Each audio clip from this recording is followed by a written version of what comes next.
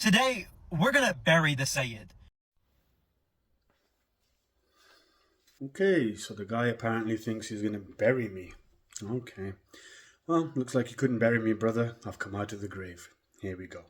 Let's talk about his first principal evidence when discussing the age of Aisha radiallahu anha. And what's beautiful is that Syed Taqvi actually adopts a famous framework used by one of the four Imams, Imam Abu Hanifa, in that he uses qiyas. He actually uses it. Because what he says is that because Ibn Umar radiallahu anhu is denied participation in the battle, Aisha radiallahu anha must have been older than Ibn Umar radiallahu anhu because she participated. So firstly, you don't even know what qiyas is. When you look at the concept of qiyas in Shiaism, qiyas is a method of analogical reasoning used to determine legal rulings.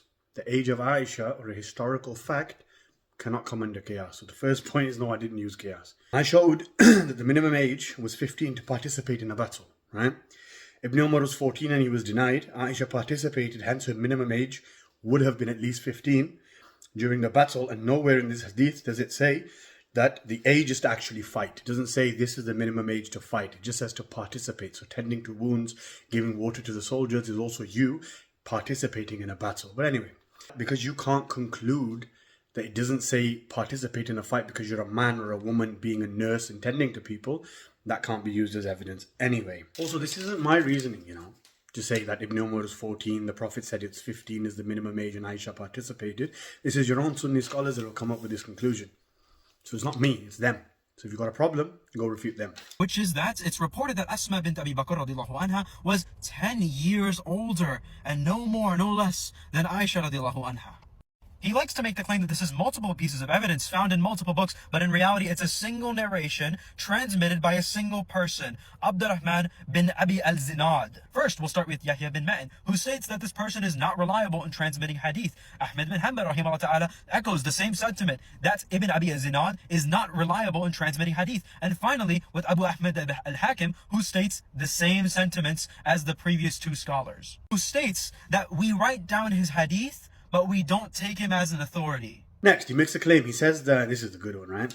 He goes, all the narrations that I gave contain a man by the name of Ibn Abi al-Zinad, right? And he says that he's weak and tries to allude to the fact, or tries to imply to the fact that there's a consensus that this guy's weak, right?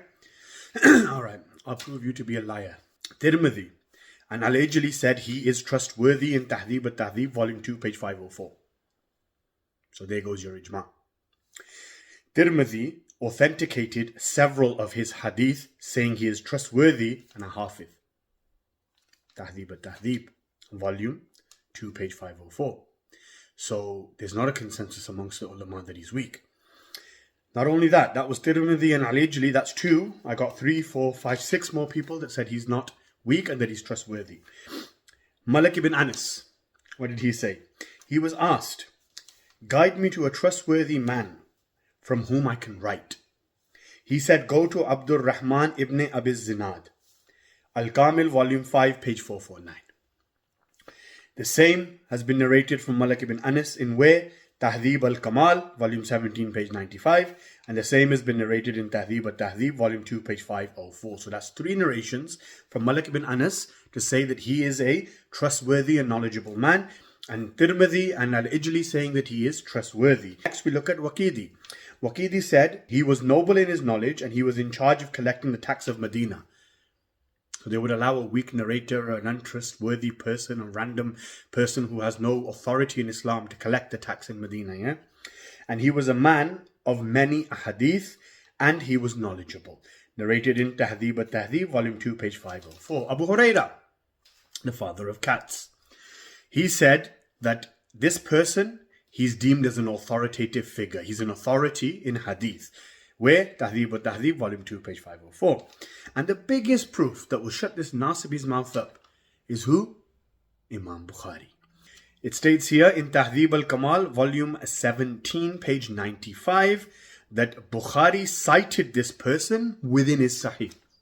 So if he's weak, Bukhari wouldn't have cited him. Because according to you guys, Sahih Bukhari, 100% authentic, right? So not only that, he's appearing in 2 of your most authentic books, the Sahihain, Muslim and Bukhari, where Bukhari 3424, as you can see here, he's in the chain.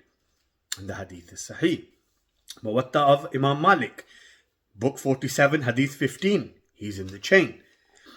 Adab al-Mufrad 1131, he's in the chain. What did Albani grade it? Hasan.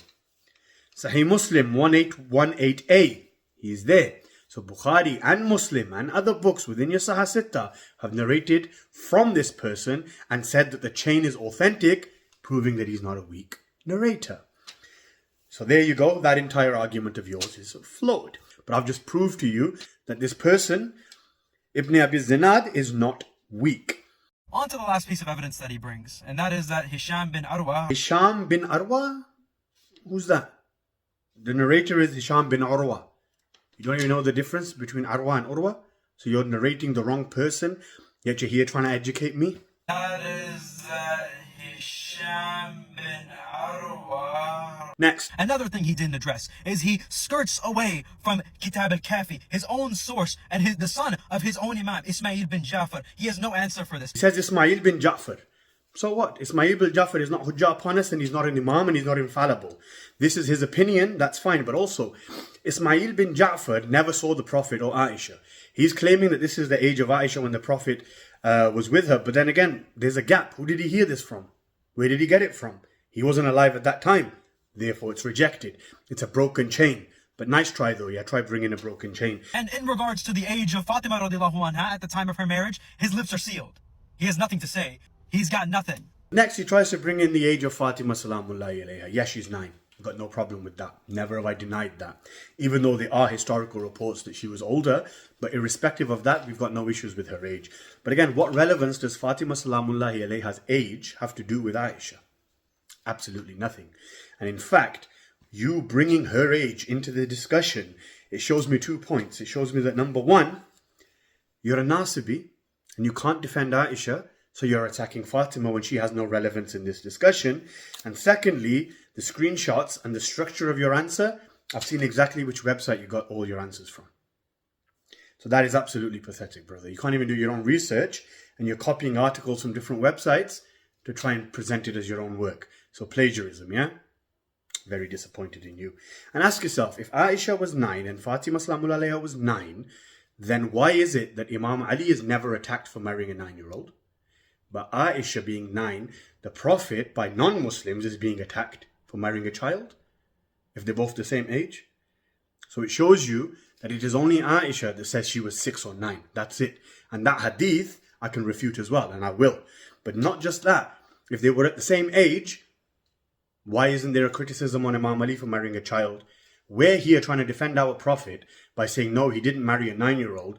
And you guys are there going, no, he did marry a 6-year-old. And it's not just the Shia saying this.